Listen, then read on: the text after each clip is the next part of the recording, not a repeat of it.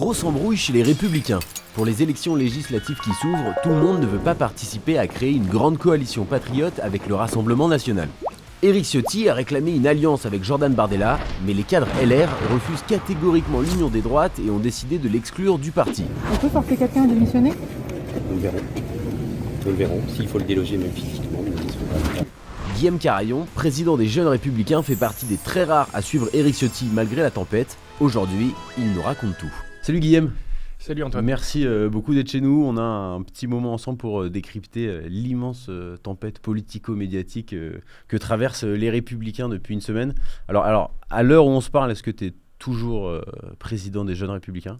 Oui, je le suis. Toujours ? Je suis et je le resterai parce que j'ai été élu par les militants 2 fois. J'avais d'ailleurs été élu contre la direction du parti.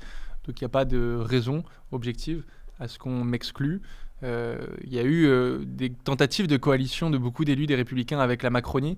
Jamais personne n'a voulu les exclure. Donc moi j'aimerais bien qu'on fasse la même chose pour ceux qui proposent une alliance avec le Rassemblement National, sachant que nous, aux Républicains, et c'est la ligne des militants que moi je représente, on est beaucoup plus proche du RN que de la Macronie. Donc ce serait bien que nos barons, nos chapeaux à plumes, respectent un peu ce que disent leurs militants et ce que disent leurs sympathisants.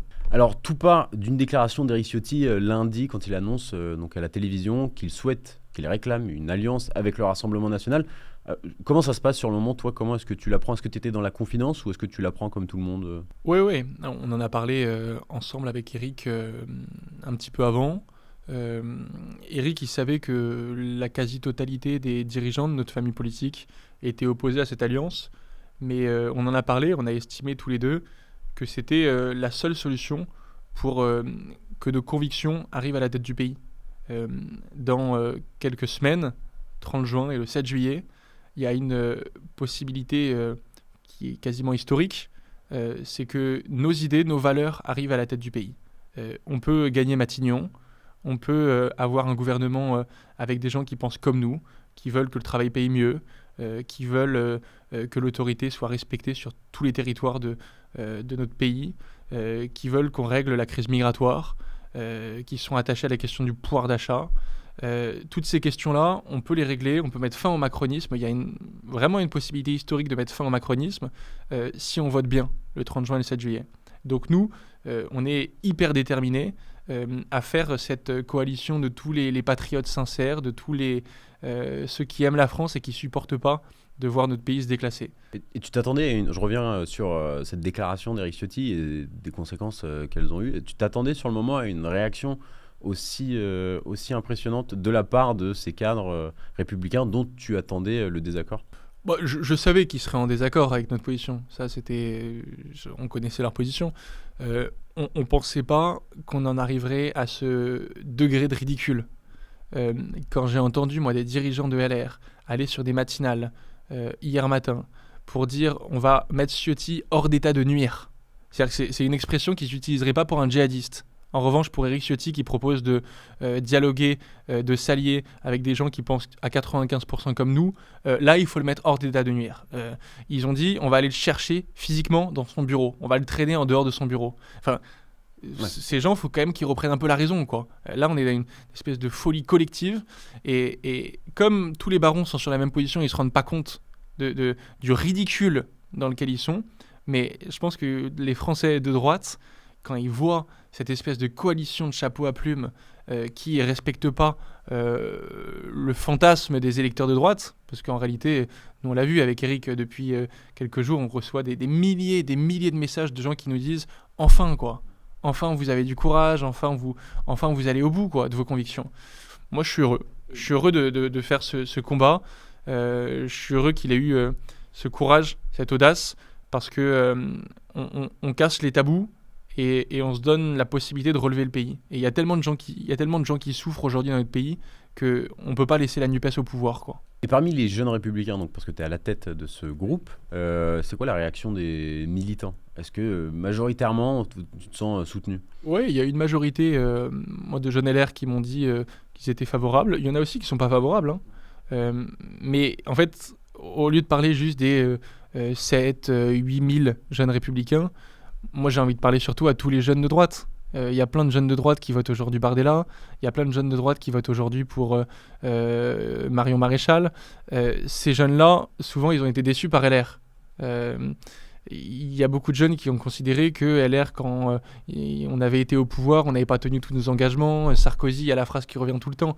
On nous avait dit qu'il y aurait le Karcher. Hier, on a eu Kouchner, ministre qui vient de la gauche. L'ouverture à gauche, l'incapacité à affirmer une vraie politique de droite, l'incapacité à respecter la ligne Buisson, c'était la ligne de droite dure sarkozyste. Tous ces reniements-là, ça a créé, je pense, une déception très forte et qui aujourd'hui se retrouve dans le vote pour le RN et Reconquête aussi, de manière marginale. Mais sur les jeunes LR, parce que ce qui ressort un peu de cette séquence, c'est le décalage qu'on voit avec tout générationnel. Générationnel, Ouais. bien sûr. Quand on parlait, tu parlais de ces cadres qui disaient on va aller chercher Éric Ciotti, même physiquement, Geoffroy Didier, Valérie Pécresse, Xavier Bertrand, etc. Ouais. Ce qui ressort, c'est un décalage énorme Ouais, entre c'est les complètement jeunes ça. de ton groupe et des cadres ancestraux. Ouais, c'est complètement ça. Et toi, tu veux dire, avant ça, t'es aperçu depuis des années, depuis que t'es engagé en tant que président? Ouais, bon, on avait, je crois, déjà parlé ici ensemble. Les jeunes chez LR, ils sont plus à droite que leurs aînés. Peut-être parce qu'ils n'ont pas forcément de mandat et donc d'espèces d'ambiguïté à entretenir. Ouais, il y a une ambiguïté à entretenir pour aller chercher des électeurs où tu te dis le mec est pas à droite, il faut que je lui montre que je suis pas trop à droite non plus. Mais moi, en fait, je supporte plus cette hypocrisie, quoi. Je pense qu'en fait, tu gagnes la confiance des gens quand t'es vrai, quand t'es sincère.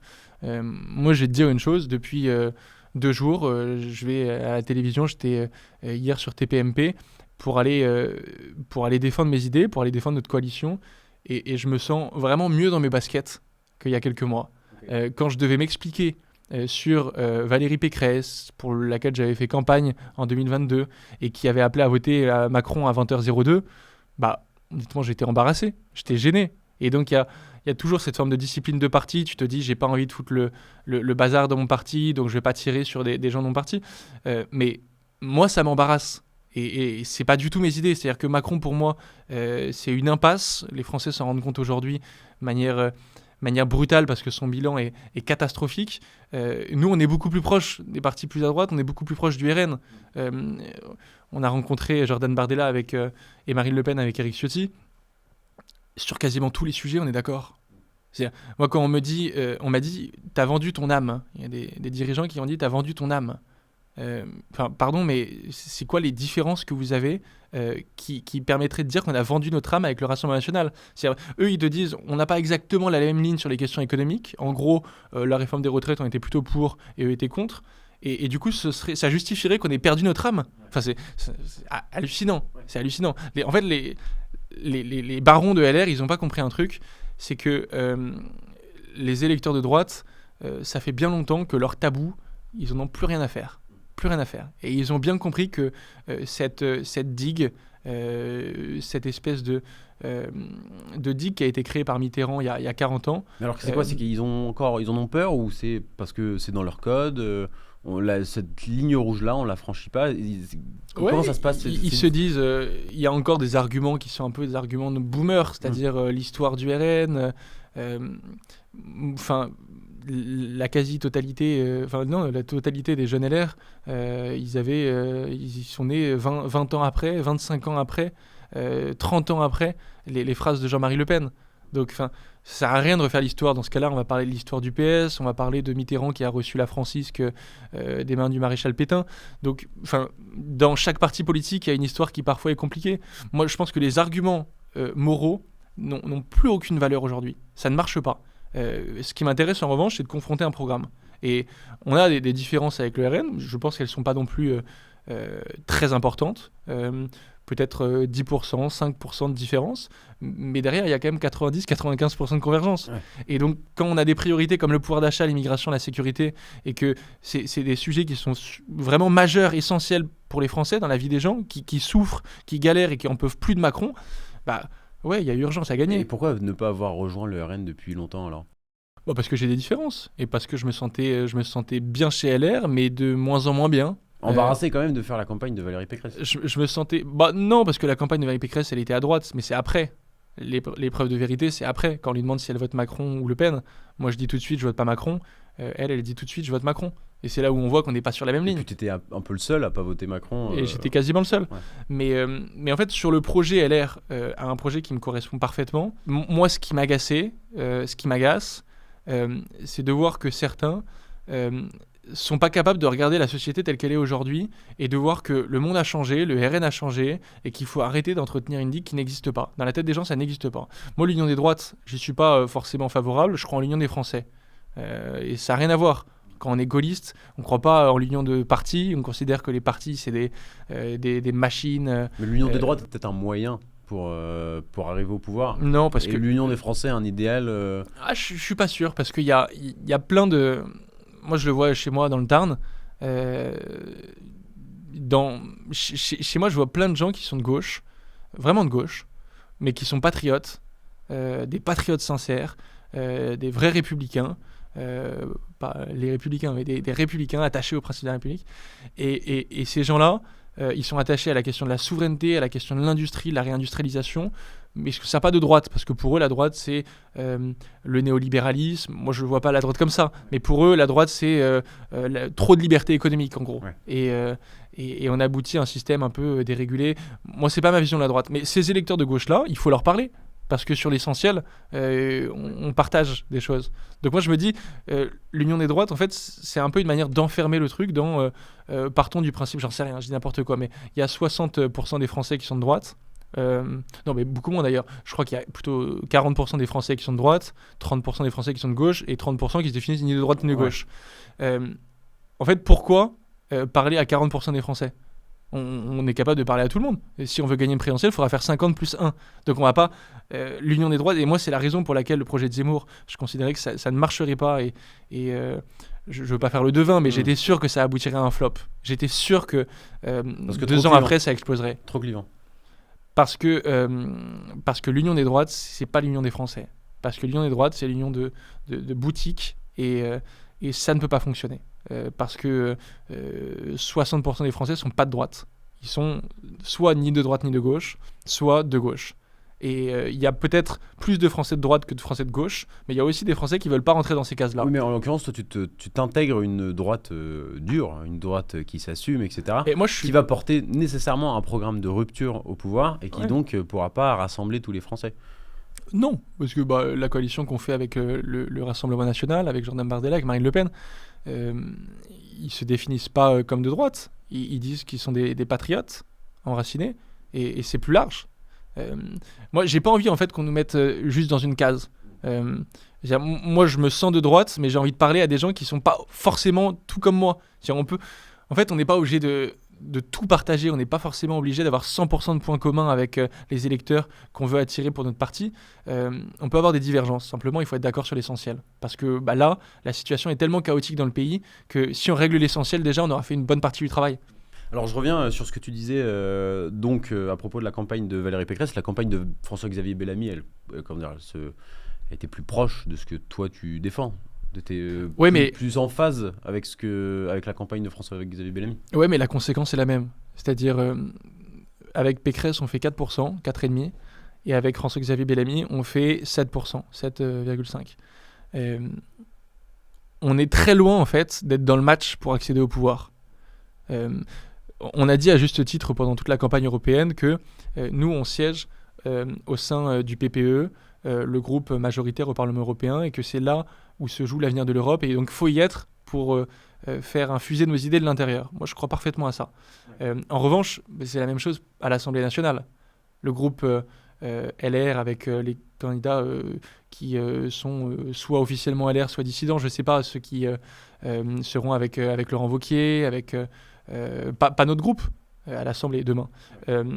Ce groupe-là sera ultra minoritaire. Ils auront peut-être 20, 30 députés. Nous, au sein de la majorité, avec Jordan Bardella, Marine Le Pen et Éric Ciotti, on a vocation à avoir une majorité absolue. Et en fait, si tu as la majorité absolue, tu as la capacité de gouverner, de changer la vie des gens. On va y venir. Et moi, j'ai envie qu'on gouverne, en fait. Pas pour moi. J'ai envie qu'on gouverne parce que nos idées, elles doivent arriver à la tête du pays. En fait, on ne peut pas dire toute la journée aux gens il y a une urgence. à redresser la France. L'insécurité explose. Il y a des gens qui sont en train de se faire planter.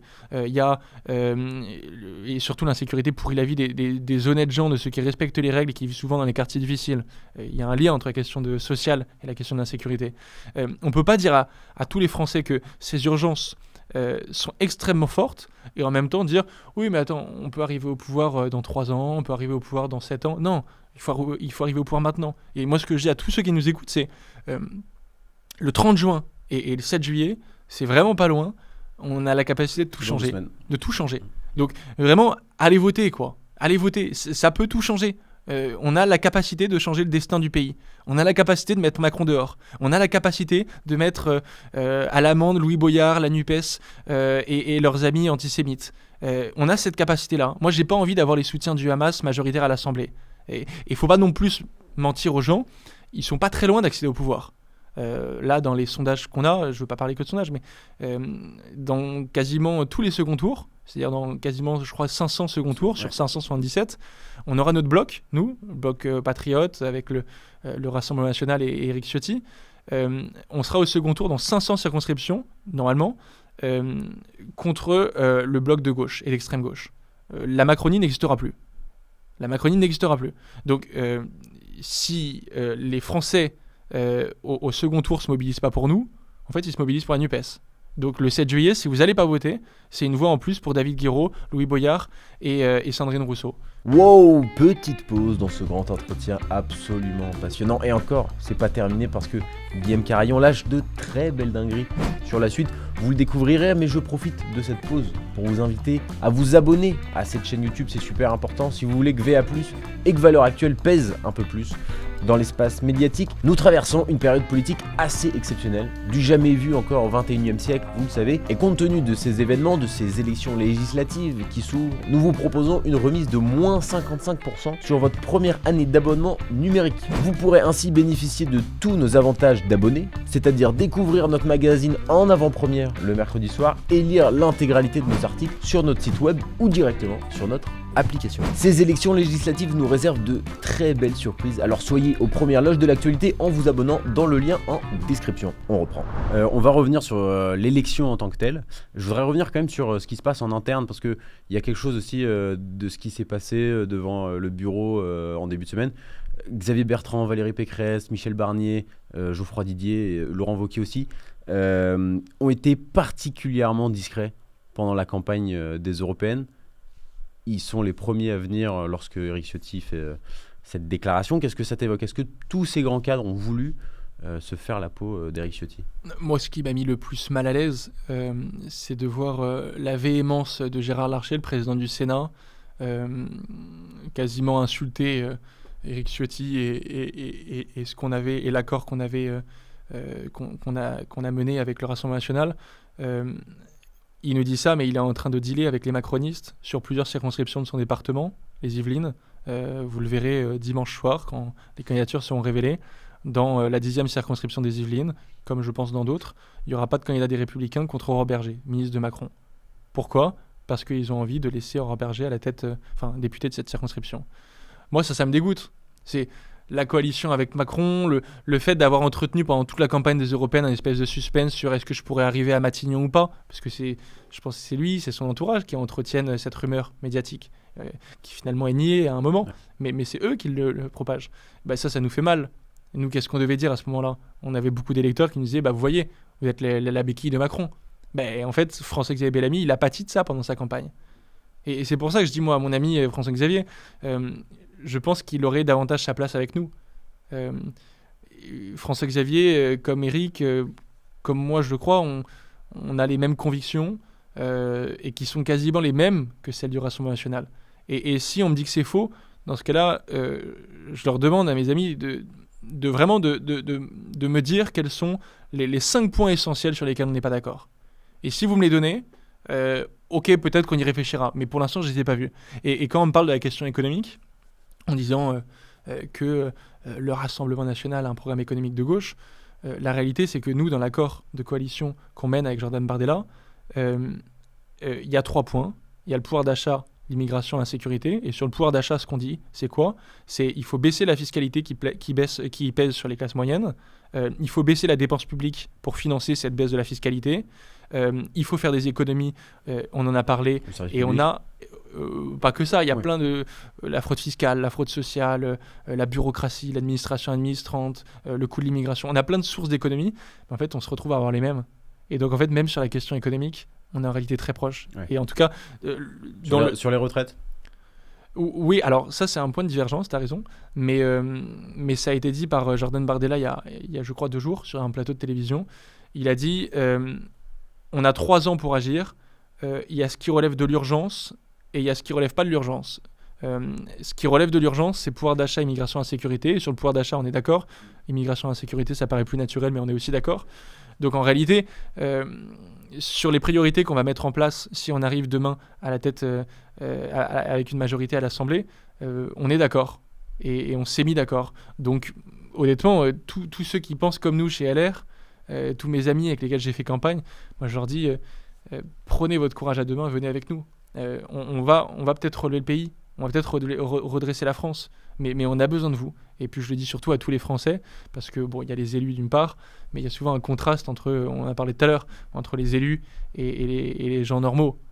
Les gens normaux, ils n'ont pas parfois les tabous des élus. Et c'est pour ça d'ailleurs que la proposition d'Éric Ciotti connaît quand même un certain succès.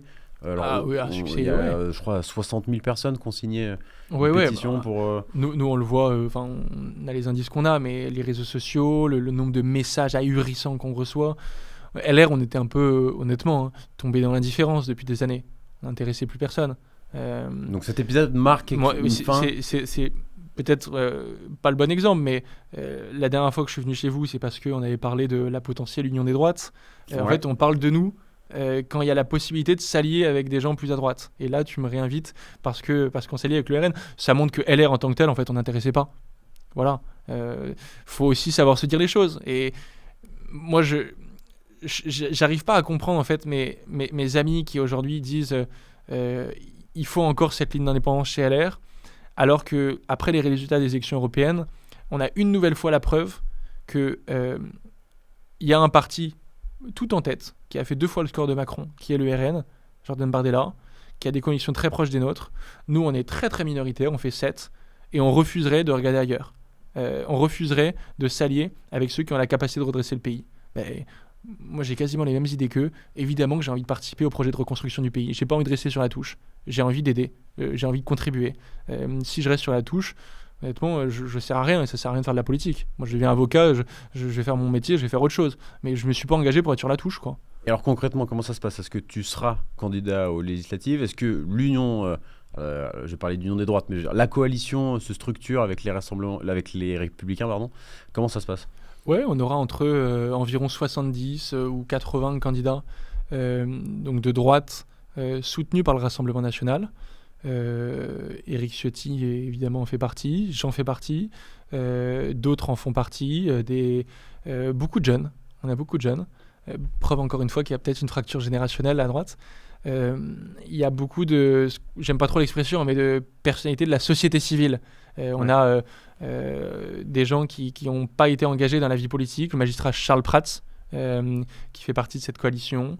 On a des hauts fonctionnaires, on a des anciens préfets, on a des gens qui sont là à la fois pour apporter de la fraîcheur, du renouvellement, à la fois pour apporter des compétences solides. Donc, typiquement les hauts fonctionnaires, on a des avocats, on a des gens très solides, très structurés intellectuellement et qui savent quoi faire et qui savent ce qu'ils vont faire dès le 7 juillet au soir, dès qu'on aura cette majorité, si on a cette majorité. Donc on a un mélange avec des gens qui, à mon avis, sont animés par le même esprit. Ils rêvent du compagnonnage. Ils n'ont pas tous connu le RPR, mais c'est ça qui leur parle, le RPR. C'est-à-dire la ligne Pasqua-Séguin.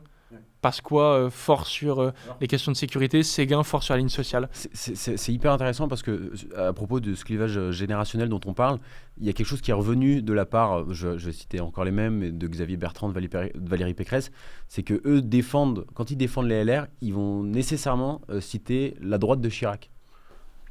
Oui, c'est vrai. Qui est quand même, enfin, avec le respect que j'ai pour cet ancien président, qui est pas une figure transcendante en réalité pour les jeunes de droite aujourd'hui.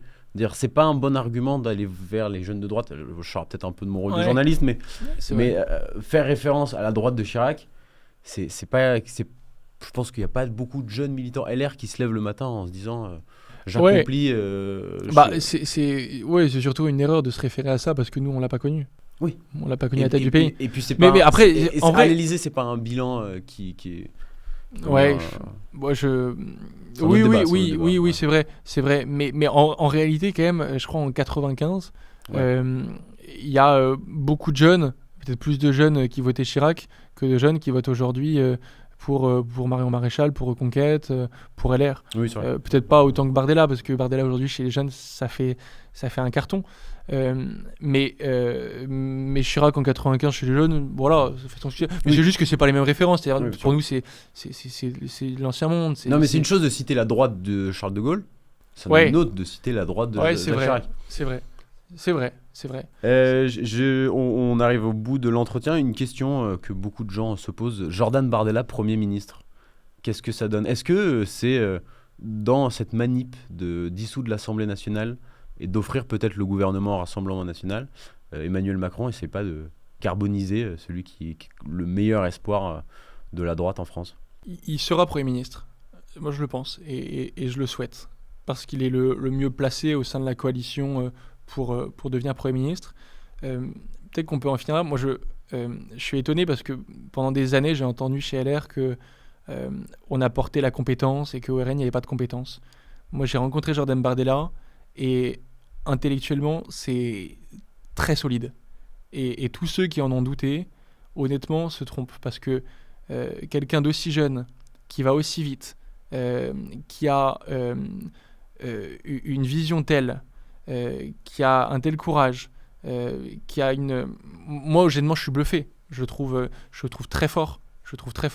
Et maintenant, il faut qu'on arrive à obtenir cette majorité, parce que si on a un gouvernement d'union nationale avec des gens qui viennent du RN, avec des gens qui viennent de chez nous, avec des gens qui peut-être peuvent venir de la gauche souverainiste, on peut redresser le pays. Et moi, j'y crois fort parce que, en fait, le pays va pas bien. On en parle, on n'a pas beaucoup parlé là, mais la question sociale, il y a 10 millions de personnes sous seuil de pauvreté, il y a des dizaines de milliers de jeunes qui font de la queue à des distributions alimentaires, il y a des millions de Français qui ont du mal à se chauffer, à se loger, à se nourrir. Les gens galèrent en fait dans notre pays. Et il ne faut pas qu'il y ait que la gauche qui en parle. La question sociale, c'est pas une question de gauche. Il y a une droite sociale qui est, je crois, aujourd'hui à la fois chez une partie des LR, moi je crois la défendre, qui est aussi représentée par le Rassemblement national. Cette question sociale, elle est prioritaire. Et je sais que chez VA, les questions d'identité et la question de la sécurité sont essentielles, et vous avez raison, parce que il y a une telle crise civilisationnelle que si vous en parlez pas, personne ne va en parler, et vous faites ça formidablement bien. Mais il faut aussi parler de la question sociale, parce que les deux sont très liés, et parce que il y a des Français qui aujourd'hui souffrent de voir leur pays disparaître à petit feu, question identitaire, mais il y a aussi des Français pour lesquels la fin du mois, en réalité c'est le 13, ça devient super compliqué, payer les factures ça devient super compliqué, nourrir correctement ses enfants ça devient super compliqué. Moi j'étais marqué, j'avais fait une rencontre qui m'a vraiment marqué, je pense pour toute ma vie, pendant la campagne législative la dernière en 2022. Une mère de famille, je faisais du porte-à-porte en fait toutes mes journées. Je faisais que ça de mes journées. Elle m'avait offert un café et elle s'était mise à pleurer au bout de quelques minutes pendant l'échange, et elle m'avait dit j'arrive pas à faire 3 repas par jour, évidemment, parce que j'ai pas les sous. Elle était caissière à l'Intermarché à Lavore. Elle avait des horaires décalés, donc un boulot extrêmement difficile, extrêmement éprouvant. Maman solo, c'est-à-dire mère de 2 enfants mais divorcée. Elle doit tout payer, toutes les charges, tout coûte cher, et elle n'arrive pas à s'en sortir. Et elle me disait, je dois faire un choix entre remplir mon frigo pour nourrir mes gosses, on en est là, et remplir mon réservoir de carburant pour aller bosser à Intermarché. Il y a des gens qui souffrent vraiment dans notre pays, et on ne peut pas ignorer cette souffrance. Donc le 30 juin et le 7 juillet, vraiment on va voter pour changer la vie des gens.